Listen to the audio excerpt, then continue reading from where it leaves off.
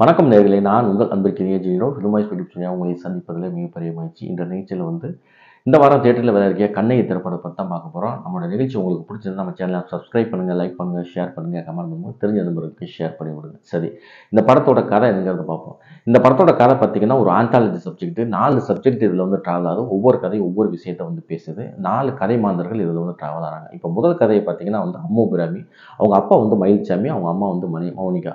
இப்போ பார்த்தீங்கன்னா அம்மு அபிராமிக்கு திருமண ஏற்பாடுகள் செஞ்சுக்கிட்டு இருக்காங்க. ஆனால் ஒரு திருமணமும் நடக்க மாட்டேங்குது. ஏன்னா ஒவ்வொரு விஷயத்தையும் தடைகள்லாம் போய்கிட்டே இருக்குது. அப்போ மயில்சாமிக்கு ரொம்ப மிகப்பெரிய வருத்தம், நம்ம மகளுக்கு திருமணம் ஆக மாட்டேங்குது அப்படின்னு. இது ஏன் திருமணம் ஆக மாட்டேங்குது அந்த காட்சியிலேயே சொல்லிடுறாங்க. இது யார் இதுக்கு பெரிய பிரேக் பாயிண்டாக இருக்கா அப்படிங்கிற ஒரு விஷயத்த.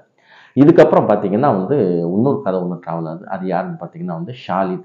அவங்களோட ஒரு பாய் ஃப்ரெண்டு இருக்காரு. ஷாலின் எப்படிப்பட்ட ஆளுன்னு பார்த்தீங்கன்னா அவங்க காதல் மேலேயே திருமணத்து மேலேயே நம்பிக்கை இல்லாத ஒரு பெண், ரொம்ப போல்டாக எதையும் செய்யக்கூடிய ஒருத்தவங்க. அப்போ ஒருத்தரோட சந்திக்கும் போது நம்ம வேணால் லிவிங் டுகெதராக இருப்போம், ஒரு அண்டர்ஸ்டாண்டிங்கில் இருப்போம், நீ உனக்கு என்ன தேவையோ எனக்கு என்ன தேவையோ நான் செஞ்சுக்கிறோம், பட் ஆனால் எந்த ஒரு விஷயத்தையும் நான் அடுத்த கட்டத்துக்கு போக மாட்டேன் அப்படிங்கிற விஷயத்தை வரும்போது அவருடைய காதல் அதுக்கப்புறம் அடுத்த கட்டத்துக்கு போகணும் அப்படிங்கிற ஒரு இருக்கும்போது அவங்க வாழ்க்கை என்னாச்சுங்கிறது இன்னொரு கதை. இப்போ மூணாவது கதை பார்த்தீங்கன்னா நம்ம வித்யா பிரதீப். அவங்க பார்த்தீங்கன்னா கல்யாணம் ஆகி டைவர்ஸ் கேட்டு வக்கீல் மூலியமாக கோர்ட்டுக்கு போகும்போது பார்த்தீங்கன்னா ஏன் நீங்கள் டைவர்ஸ் ஆகிறீங்க ஒரு விஷயத்தை கேட்டு அதுக்கப்புறம் கோர்ட்டில் அப்பீல் பண்ணுறாங்க. அதுக்கப்புறம் பார்த்தீங்கன்னா அந்த வக்கீலுக்கும் இவங்களுக்கும் நல்ல ஒரு ரிலேஷன் ஆகி அவங்க திருமணம் செய்யலாங்கிற முயற்சியில் இருக்கும்போது பார்த்தீங்கன்னா அவங்க வாழ்க்கை என்ன மாதிரி ஒரு சூழ்நிலை போய் நிற்குதுங்கிறது இன்னொரு கதை. இப்போ கடைசியாக ஒரு கதை ஒன்று இருக்குது. அது யாருன்னு பார்த்தீங்கன்னா கீர்த்தி பாண்டியன். கீர்த்தி பாண்டியனும் இன்னொருத்தரும் லவ் பண்ணுறாங்க. அந்த அவருடைய காதலர் பார்த்தீங்கன்னா அசிஸ்டன்ட் டைரக்டர் ஒர்க் பண்ணியிருக்காரு. அப்போ அவங்களுக்கு ஒரு ஃபிசிக்கல் ரிலேஷன் ஆகி பார்த்தீங்கன்னா கரு உருவாகிறது கிட்டத்தட்ட 4 மாதம் ஆகும்போது இதை நம்ம எடுத்துருவோம், இது நம்மளுக்கு தேவையில்லை அப்படின்னு ஒரு 2 வாரம் முடிவு பண்ணி அதுக்காக ட்ரீட்மெண்ட்க்கு ஆஸ்பத்திரிக்கு போய் ரொம்ப ஒரு சில விஷயங்களை முற்படும்போது அவங்க வாழ்க்கை என்ன ஆகுங்கிறது தான் இந்த கதை. இந்த 4 கதையும் ஒரு இடத்துல லிங்க் ஆகி இவங்க லைஃப் என்ன சொல்லுங்கிறது தான் இந்த கண்ணகி படத்தோட மீதி கதை. இந்த படத்தை பார்த்தீங்கன்னா ஒரு பெண்கள் சப்ஜெக்ட், பெண்கள் தெரிஞ்சுக்கிறது மட்டும் இல்லாமல் இந்த சொசைட்டி தெரிஞ்சுக்கிறது, ஆண்களும் தெரிஞ்சுக்கிறதுங்கிற ஒரு கான்செப்டில் தான் யஷ்வந்த் கிஷோர் அவர்கள் இயக்கியிருக்காரு. சொல்ல வந்த கதை என்னமோ ஒரு நல்ல கதை தான். ஆனால் சொல்ல வந்ததை ரொம்ப ஸ்ட்ராங்காகவும் கேரக்டர் வைஸில் ரொம்ப ஸ்ட்ரென்த்தாகவும் சொல்லியிருக்காராங்கிற ஒரு விஷயத்தில் தான் இந்த படம் ரொம்ப ஒரு கேள்விக்குறியாக நிற்கிது.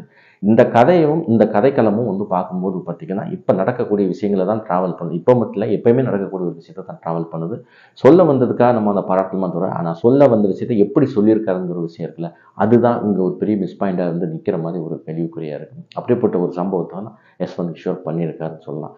மற்றபடி இதில் நம்ம முக்கியமான யார் யாரோட ஒர்க்கு சூப்பராக இருக்குது ஒர்க் ஆகலைங்கிற விஷயத்தை நம்ம ஒன் பை ஒன்னாக பார்ப்போம். இந்த படத்தில் நம்ம முக்கியமாக பார்க்கக்கூடியது பெர்ஃபார்மன்ஸ். அப்போ பெர்ஃபார்மன்ஸ்னு யார் சூப்பராக பண்ணியிருக்காங்கன்னு பார்த்தீங்கன்னா, ஒரு பக்கம் மயில்சாமி சூப்பராகவே பண்ணியிருக்காரு.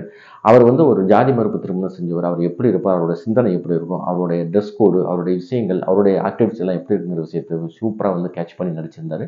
அவருக்கு அவர் பொண்ணு அம்மு பிரமிக்கும் உள்ள ரிலேஷன்ஸ் சில விஷயங்கள்ல டயலாக் இதெல்லாம் சூப்பராகவே போர்ட்ரேட் பண்ணியிருந்தார். அப்புறம் பார்த்தீங்கன்னா முக்கியமாக அம்மு பிரமி அவங்களுடைய பெர்ஃபார்மன்ஸ், ஒரு திருமணமாகாத ஒரு பெண்ணு எப்படி ஒரு மனம் உடைஞ்சு எவ்வளோ ஒரு விரக்தியாக இருப்பாள். அப்போ இவங்க ஒரு விஷயத்தையும் தன் அப்பா அம்மா எவ்வளோ ஒரு மேலே பாசமாக இருக்கார் அந்த விஷயத்தை போர்ட்ரேட் பண்ண விஷயம் ஏன் இந்த சமூகம் பெண்கள் மேலே இவ்வளோ ஒரு அழுத்தமான ஒரு பார்வையை வைக்கிது திருமணங்கிற ஒரு விஷயத்தில் சொன்ன விஷயமா இருக்குது. இதை சூப்பராகவே ஸ்கோர் பண்ணிடுறாங்க. மௌனிகா பார்த்தீங்கன்னா இவங்க அம்மாவை நடிச்சிருக்காங்க, கேரக்டர் நல்லா தான் கொடுத்த கேரக்டர் பண்ணியிருக்காங்க. பட் என்னமோ தெரியல கேரக்டர் நல்லா இருந்தாலுமே, டிசைன் சூப்பராக இருந்தாலுமே, ஆனால் இன்னும் கொஞ்சம் ரொம்ப ஒரு ஸ்ட்ராங்காக இருக்குது. பட் இருந்தாலுமே ஒரு செயற்கையாக லைட்டாக அங்கங்கே தெரியுதோ அப்படிங்கிற ஒரு விஷயத்த பார்க்குற மாதிரி தெரியுது. இப்படி அவங்களோட ப்ராப்ளம்ஸ். இன்னொரு கான்செப்டில் வர்ற அடுத்த இதுன்னு பார்த்தீங்கன்னா முக்கியமாக சொல்லணும்னா வித்யா பிரதீப் அவங்களுடைய பெர்ஃபார்மன்ஸ் நல்லா இருக்குது. நான் ஏன் திருமணம் செஞ்சேன், நான் ஏன் திருமண வாழ்க்கை விட்டு விலக மாட்டேங்கிறேன் அப்படிங்கிற ஒரு விஷயத்த சொல்கிறதா இருக்கட்டும்.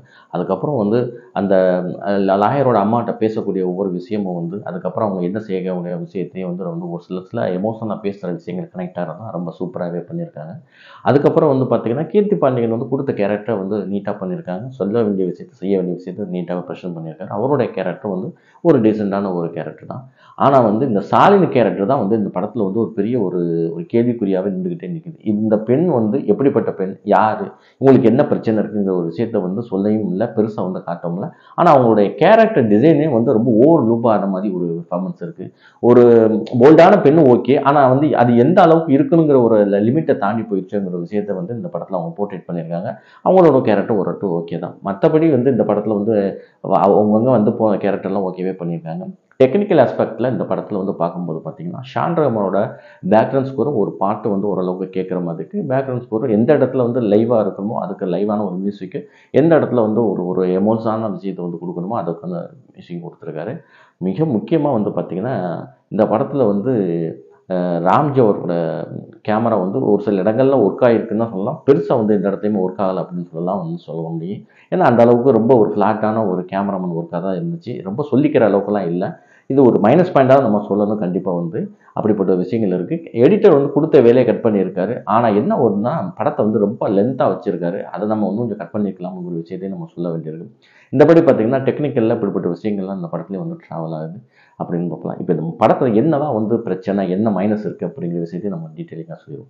இந்த படம் பார்த்தீங்கன்னா வந்து இது இப்போ நடக்கக்கூடிய கதை தான். இது எப்போவுமே வந்து பெண்களுக்கு நடக்கலைன்னு சொல்ல முடியாது. அப்படிப்பட்ட ஒரு விஷயத்தை தான் போர்ட்ரேட் பண்ணுது. இது அங்கங்கே ஃபேஸ்புக்கில், வாட்ஸ்அப்பில் ஸ்டேட்டஸ் வந்த விஷயங்கள் அங்கங்கே வந்து போகுது.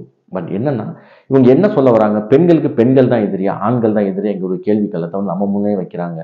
அது கேள்வி வயலாகவும் காட்சி வயலாகவும் வைக்கும்போது இதை வந்து இது பாசிட்டிவா நெகட்டிவாங்கிற ஒரு ஒரே குழப்பமாகவே இருக்குது. அதுக்கப்புறம் பார்த்தீங்கன்னா ஸ்டாலின் கேரக்டரே வந்து பார்த்தீங்கன்னா வந்து ஒரு பெரிய நெருடலான ஒரு கேரக்டராக இருக்குது. இவங்க வந்து உண்மையிலேயே ஒரு சேடிஸ்டா, ஒரு சைக்கா தனமான உள்ள கேரக்டரா, இல்லை ஒரு பெண்ணியம் பேசுகிற பெண்ணுனா வந்து இப்படி தான் இருப்பாங்களா, ஒரு போல்டான பெண் இப்படி தான் இருப்பாங்கன்னு ஒரு பெரிய ஒரு நெருடலாக இந்த கேரக்டர் வந்து டிசைன் பண்ணியிருக்காங்க. அது ஒரு பெரிய டிசப்பாயிண்டடாக இருந்துச்சு. அதுக்கப்புறம் இந்த கேரக்டரில் இந்த படத்தில் வர கேரக்டரில் இந்த படத்தில் என்னென்ன ஒர்க் ஆகலைங்கிற விஷயத்தை பார்க்கும்போது பார்த்தீங்கன்னா அம்மா அபிராமி வந்து ஒரு சில விஷயங்கள் வந்து பேசுவாங்க. இது கேரக்டர் தப்பு கிடையாது. இந்த மைனஸ் உள்ள விஷயம் தான் வந்து.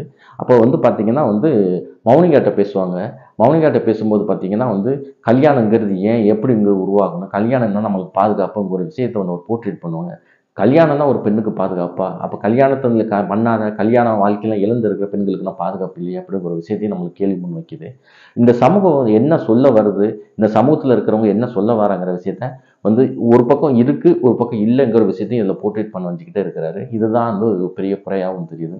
அதுக்கப்புறம் பார்த்தீங்கன்னா வந்து ஒரு நீங்க வந்து ஒரு கலப்பு திருமணம் பண்ணியிருக்கீங்க. உங்களுடைய மகளும் வந்து அந்த மாதிரி ஒரு இன்டென்ஷன்ல இருக்கிறாங்க.